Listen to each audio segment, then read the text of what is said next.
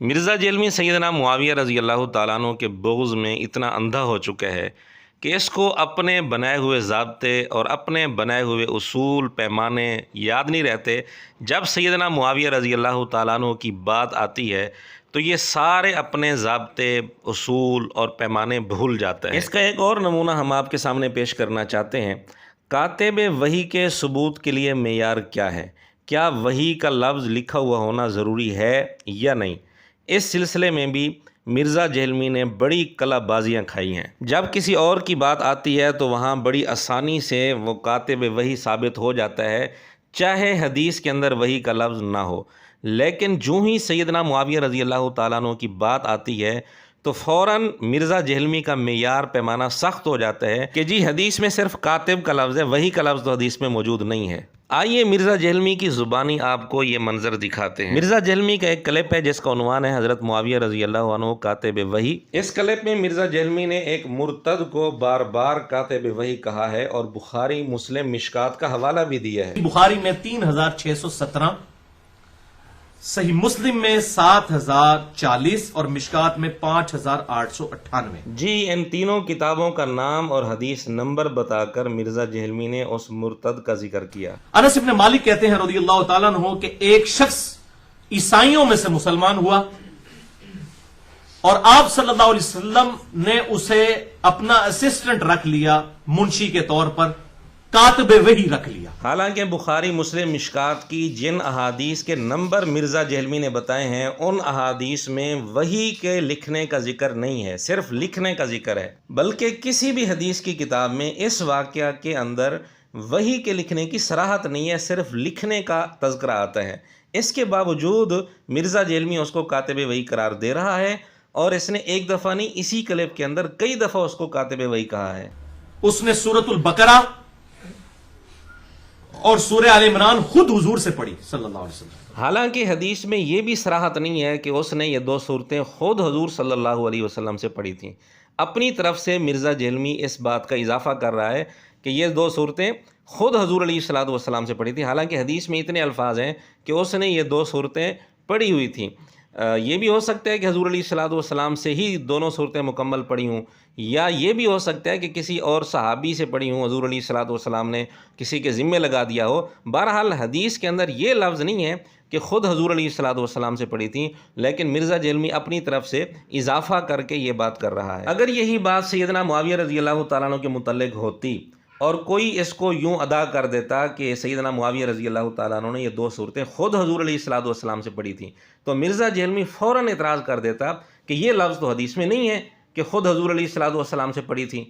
وہ اتنا امپریس ہوا کہ مسلمان ہوا، پھر آپ کا کاتب وحی بن گیا۔ اب یہ دوسری دفعہ اس کو کاتب وحی کہہ رہا ہے، تو آپ صلی اللہ علیہ وسلم کے لیے وہ وحی لکھا کرتا تھا۔ اب یہاں دیکھیں تیسری دفعہ اس نے بالکل واضح لفظوں میں کہا کہ آپ صلی اللہ علیہ وسلم کے لیے وہ وحی لکھا کرتا تھا، جبکہ وحی کا لفظ ان حدیثوں میں نہیں ہے اور دنیا کی کسی بھی کتاب میں، کسی بھی حدیث میں اس واقعہ کے ضمن میں وحی کا لفظ موجود نہیں ہے کہ وہ وحی لکھا کرتا تھا، یہ صراحت ہو، ایسی بات نہیں ہے۔ صرف اتنی بات آتی ہے کہ وہ نبی پاک صلی اللہ علیہ وسلم کے لیے لکھا کرتا تھا۔ باقی ہمارا یہ مقصد نہیں ہے کہ وہ وحی نہیں لکھا کرتا تھا، ہم اس کا انکار نہیں کرنا چاہتے، وحی بھی لکھتا تھا۔ ظاہر ہے آپ علیہ السلام کی جو بات بھی ہوتی تھی عموماً وحی ہوتی تھی، چاہے قرآن کریم کی شکل میں ہو یا آپ صلی اللہ علیہ وسلم کے ہی الفاظ ہوں۔ عام طور پر آپ علیہ السلام کے الفاظ بھی وحی ہی ہوتے تھے، تو ہمیں اس سے انکار نہیں ہے۔ ہم صرف مرزا جیلمی کا بدلتا روپ اور بدلتے پیمانے آپ کے سامنے واضح کرنا چاہتے ہیں۔ آپ کے سامنے یہ حقیقت آ گئی کہ اس نے 3 دفعہ اس کو کاتب وحی کہا ہے۔ پھر اس پہ تقدیر غالب آئی، کچھ عرصے بعد وہ شخص مرتد ہو گیا۔ پھر اس کے بعد مرزا جیلمی نے آگے واقعہ سنایا کہ وہ مر گیا، پھر اس کو دفن کیا گیا، زمین نے اس کو قبول نہ کیا۔ یہ سارا واقعہ بیان کر کے مرزا جیلمی کیا کہتا ہے؟